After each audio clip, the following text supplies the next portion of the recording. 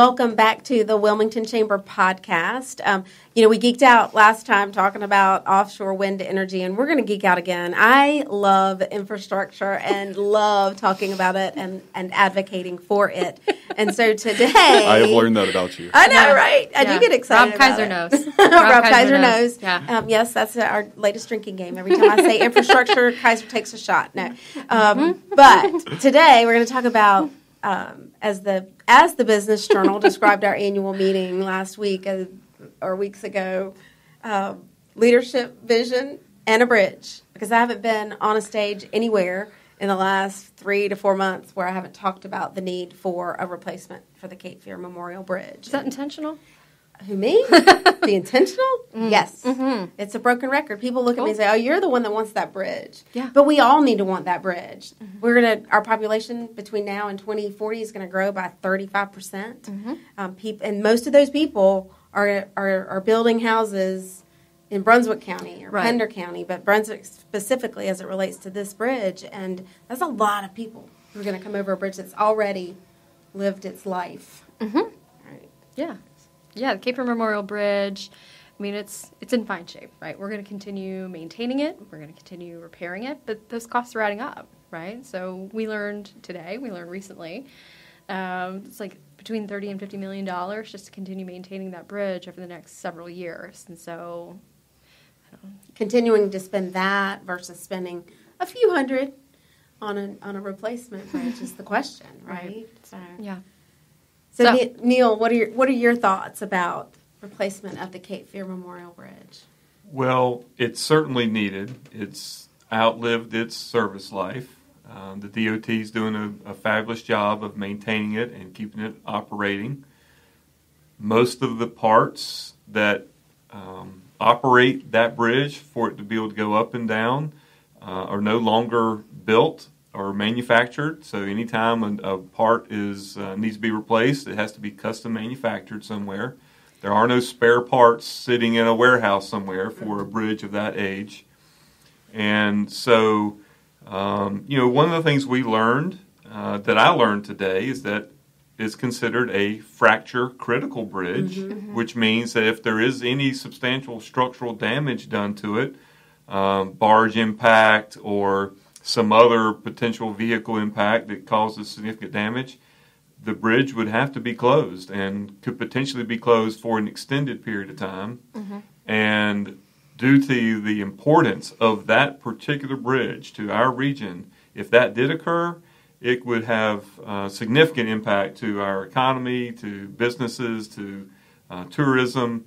And that's why we've got to start working quickly for a long-term plan to replace that bridge. Absolutely. And it's not even in the DOT program for the next 10 years. Mm-hmm. And we also learned recently it wouldn't matter even if it was, because the North Carolina DOT, because of cost increases and impacts to the revenue sources, they're already billions of dollars over what they have the money to fund. Right. So last November, we passed a bill, a federal infrastructure bill, biggest bill we've ever passed when it comes to infrastructure spending. But that's still not putting a dent in this particular project?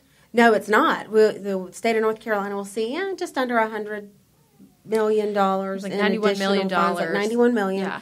And that will get put into the formula that North Carolina uses to distribute transportation dollars. But it's only going to minimize the number of projects that are delayed. Mm-hmm. Is that will help that. So we'll have fewer projects delayed. We'll get more projects completed, but it doesn't mean there's money to add any new projects. So we've got to do something different. People see a number of 1.1 trillion and say, oh, well, there's got to be some nest egg somewhere that could be redirected to that bridge. But by the time you subdivide that into the different pockets that money's going to, none of it's going to roadways or bridges. Mm-hmm. Then you take the pocket it is, and you divide that by 50 states and all the other U.S. territories, and then you get to what North Carolina is getting out of that, unless every single penny that's allotted to North Carolina is all going to be spent on this one project, it's still not enough funding to replace the bridge. Right. And even if that was going to happen, the bridge has to be on that improvement plan already for it to be eligible, and it's not. Right. So there's multiple reasons why this recent $1.1 trillion federal bill, the funding from that is not going to be the solution for us for that bridge. So we've got to start looking at other alternative ways, funding sources, methods, collaboration with our regional partners in order to be able to have the funding to do what needs to be done with that bridge. So let's talk a little bit about that process, right? The transparency behind that process. How do we get the Caper Memorial Bridge listed in the STEP? Well, that's a process that we just have to wait for that to come around again, and we'll certainly do that. I think that that we would like to find the creative ways to get it done outside that project. Because, got it. Even if we got it in, that's still a decade away. 10 years away. At least. And so there are ways. We've done creative things in the state of North Carolina using grant dollars. There's a grant called a TIFIA. There's Garvey bonds. There's a couple of other unique ways to access grant funding. So that wouldn't be money that would come into the distribution process. You have to apply for it, and it does. It takes regional support to do things like that. There is at least one project in the state of North Carolina that was a public-private partnership, where a private company literally put the money in first and are awaiting their payback. We've had projects completed in the state of North Carolina where the contractor agreed to stretch out their payments from the state to a longer period. So it took them 4 years to build it, and they agreed to be paid over 6 years. Who does that? But a private company in North Carolina agreed to do that with a section of highway in our state in order to get that highway on the books faster. And I'm sure that contractor made great friends with the DOT and agreeing to do that. And so we've got to figure out, and it may take every single one of those ideas to get this done, because this is an expensive project. Yeah. We lost an opportunity to add a third bridge over the Cape Fear River because we couldn't get our act together as a region. And I'm determined, if I do nothing else, and between now and the time I retire, I want to keep the region together. I think that our economy is dependent upon each other. We know people live outside New Hanover County and work inside New Hanover County, and vice versa. So every connection we can make between those communities is critically important. I will never forget that I left this community when what we thought was a Category 5 hurricane was heading our way in 2018. And I went and hid in a friend's basement in Charlotte and waited for it to pass, and then I couldn't get back. It wasn't because the bridge was down, but because our infrastructure wasn't resilient. Streets were flooded out, so that New Hanover County was a complete island.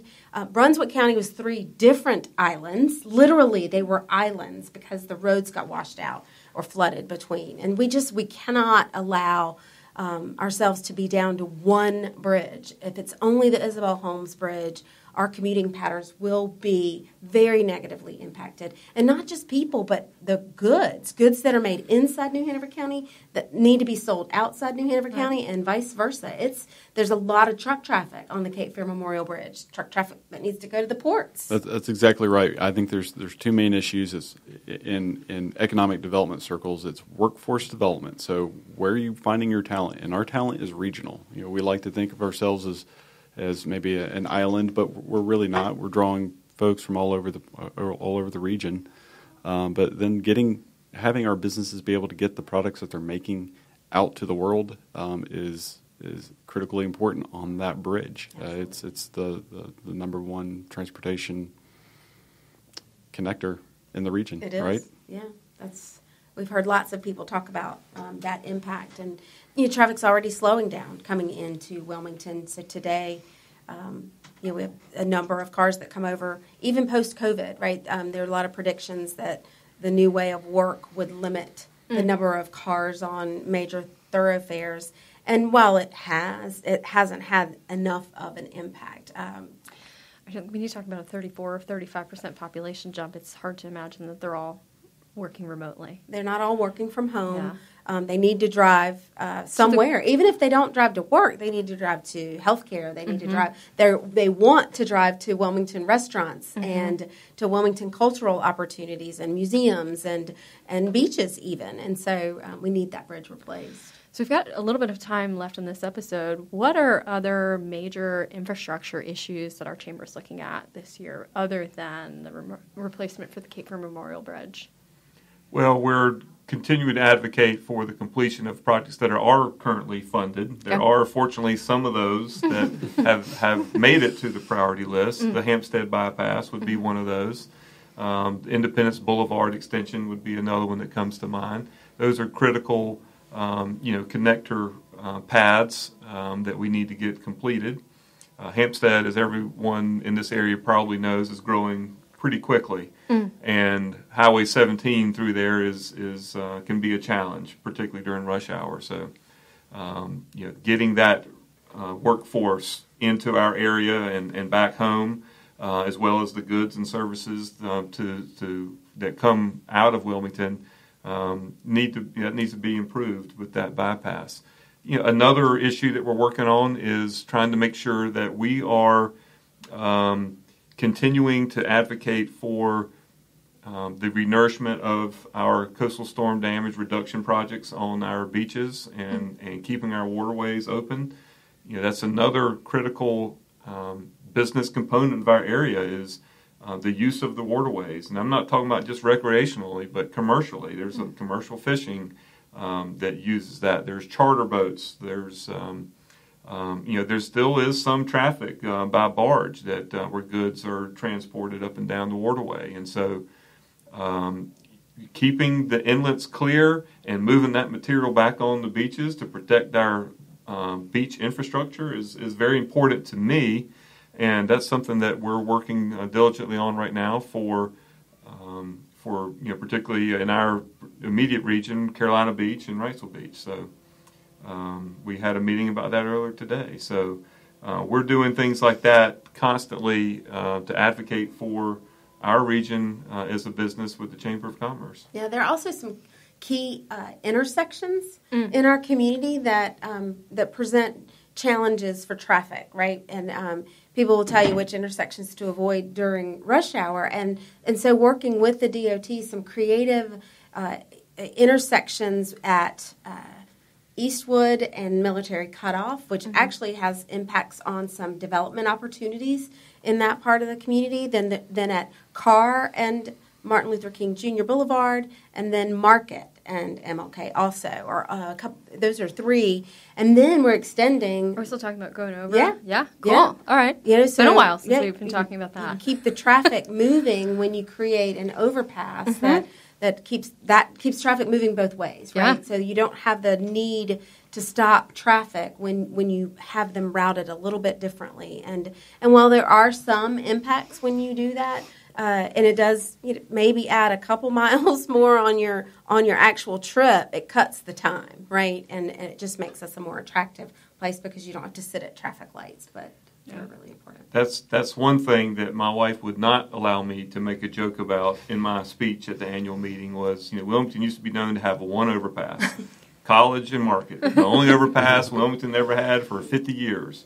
And so it's exciting to see that there is some planning for some additional overpasses to happen. Yep. I've visited other cities of similar size as Wilmington, and there's an overpass every 5 blocks, it seems like. And so the fact that Wilmington got so far behind in those type of improved interchanges is hard to understand, but we've got to start making some improvements to those. We absolutely do. So again, with the 35% population growth expected in a couple of decades, we can't rest on our laurels. We have to continue advocating. We invite you to join us. If you're members of the Chamber and want to join our Public Policy Committee, please do. If you're not members of the Chamber yet and you want to become a member and help to advocate, call Megan at 910-762-2611, and anyone on the Chamber team will be happy to help. Again, thanks so much for joining us on the Wilmington Chamber podcast. Neal, it's been fun having you here talking about this infrastructure topic. I always look to my engineer friend when I have questions. So, and he's always quick to help me figure things out. And Josh, thank you for helping us talk about it as well. Yeah, I appreciate the opportunity. Yep. Yep, Thank I've you, enjoyed everyone. it.